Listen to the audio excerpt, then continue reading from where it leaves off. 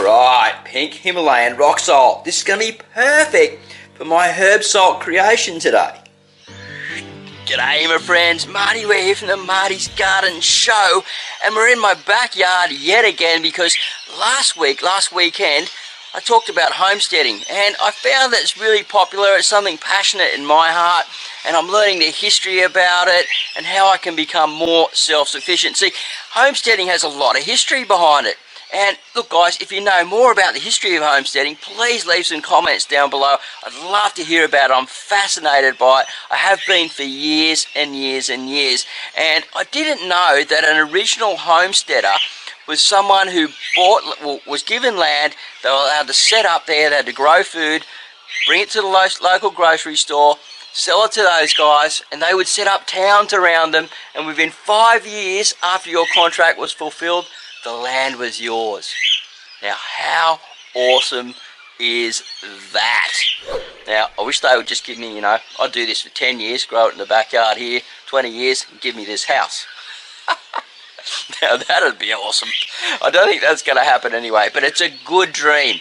And today what we're doing to carry on the homesteading feel is I'm moving inside because I've been collecting some parsley. I love parsley. It's one of the best foods I think you can grow easily in your backyard in a pot and use in so many things. And I'm making a parsley herb salt. Now you can make herb salts out of so many different types of herbs, especially all the Mediterranean ones and possibly some of the different Asian ones and things like that, but I haven't really got into that. I'm a real beginner at this homesteading stuff, except I do know how to grow food. So it's a matter of me learning now how to turn it into produce at home and keep it and save dollars and get that fresh food on my plate. So let's head inside and check out what I'm doing in there, and I'll show you how I'm making my very first fresh herb salt from parsley I grew in my garden.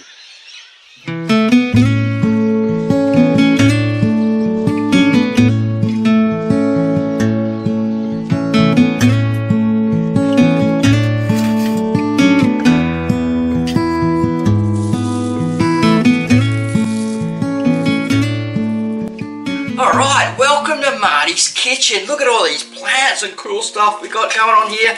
I've already dried some parsley that I had going in my little oven, and I've picked some more just to show you two different varieties. This one's the flat leaf Italian parsley, and this one here is the curly leaf. I use the curly leaf more in cooking. Now the stems have a lot of flavour too, so don't forget to use them in the cooking. And also this one is beautiful when the smaller leaves in salads. You can even use the larger leaves. They are quite tender to eat, extremely nutritious. Now we're going to get into this because I want to get started pretty much straight away. Getting that flavour and that parsley now. Beautiful stuff. So as you can see here, it's nice and dry. You hear that crunch. Just wonderful. Now you really only need about a handful. It goes quite a long way. I've chosen to use pink Himalayan rock salt.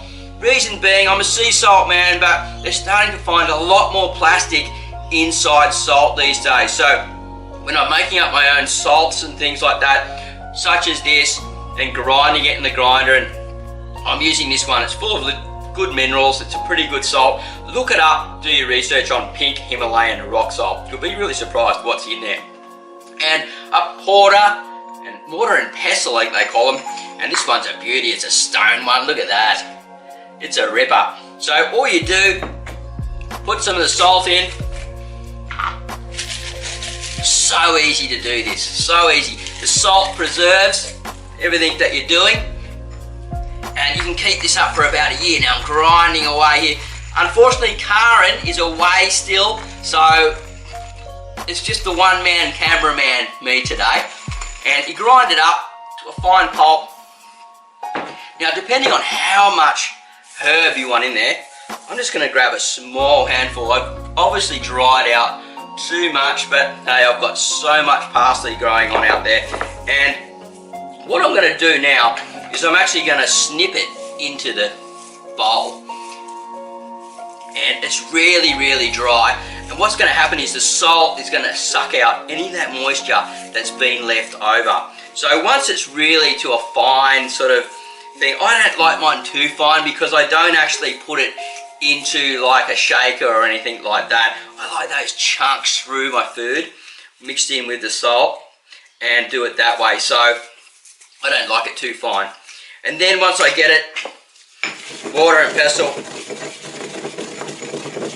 a couple of goes at that, getting that salt right in there. We can have a look. Look at that.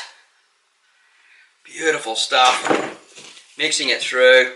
And then I need a big chunk, so I'm just going to remove it here. Now I've probably got about 4 large tablespoons of the salt in here at the moment. And look just how beautiful that is. Just unreal. And I did that in the morning because I dried it out in my little oven. But you can dry it out in the sun, you know. Save power, guys, if you can.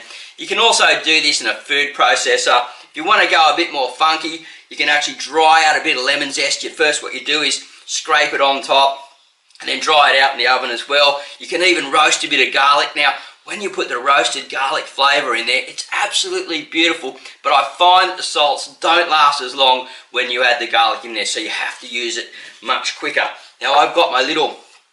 Karin loves her spiced gherkins, so we always have quite a few jars of these. And all I'm going to do is basically, the jar's nice and clean. It's a recycled jar. I'm trying to stay away from plastic as much as I can. I'm really over it. I just find that we're just consuming too much plastic, but you know, that's my thing, and I'm still using plastic, but I'm trying to cut back. And you know, you can make these with so many different types of herbs, all the different Mediterranean ones. You could try with different Asian spices and whatever you're growing out there. I reckon you could even make a Kangkong salt just for the health benefits of it, and if you've got a lot of it, because it grows like a wildfire. Now it looks really, really pretty once it's in the jar, and it makes a wonderful gift. If you can just put a little bow around it, and you know, like hand it over to a friend and let them know that you've grown this in the garden, they would be absolutely just love you for it. I can't put the words in. I'm actually stumbling on my words here because I'm so excited about my herb salt that is made from my homegrown parsley. Now you could use basil, you can use lots of different things and really enjoy it. And then just grab a bit, sprinkle it onto your salads.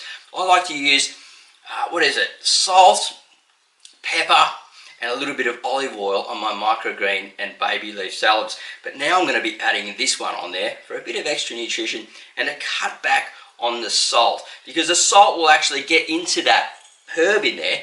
And once we rub it through a bit, it'll get right into that herb, and the herbs will get flavoured from the salt as well. So Karin's still away on holidays at the moment, but before she left, we captured some footage of Lewis in his new habitat. Now Lewis, if you don't know already, is our praying mantis. So it just goes for a couple of minutes. It meant a lot to Karin if you watched it. I know there's a few kiddies out there ready to watch it and hanging out to find out, even a few of you adults out there that like being like big kiddies, just like me. Hang on and watch the rest of the show and enjoy the flow. What are you doing, Karin? Looking at my praying mantis. Oh, it's got a new habitat now? Yeah. Pretty cool, eh? It's got air vents in it. You got a lid to lift it up so you can feed it. And what's this little vent for? I don't know. It's just stuck there. Stuck there. You got to figure out what that's for. So the praying mantis is living fine, and you've been feeding it every day, haven't you? Yes, and it's more happier in there. Cool. Yeah, it's got a nice big habitat.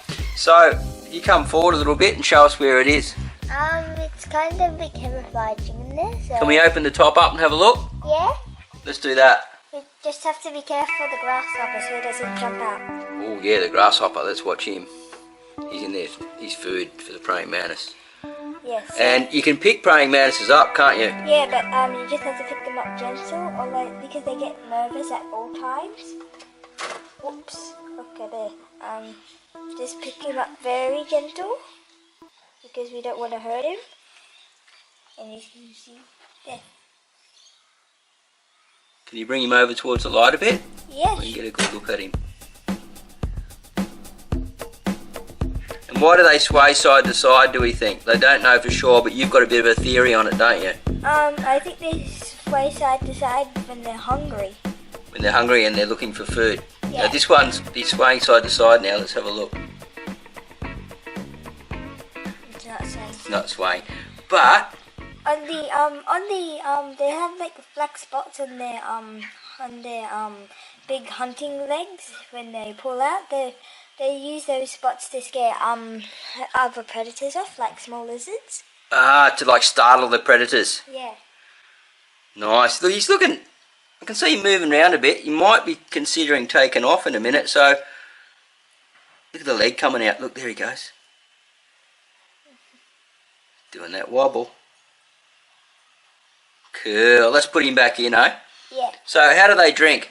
Oh, he got. Oh, he got out. Quick, let's get him. Oh. Uh-oh. I know. Just see if you don't freak him out to see if he'll climb up onto the leaf.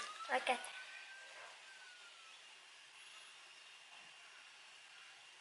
He's refusing. He's refusing to go, isn't he? He's being a stubborn little... What's his name again? Lewis.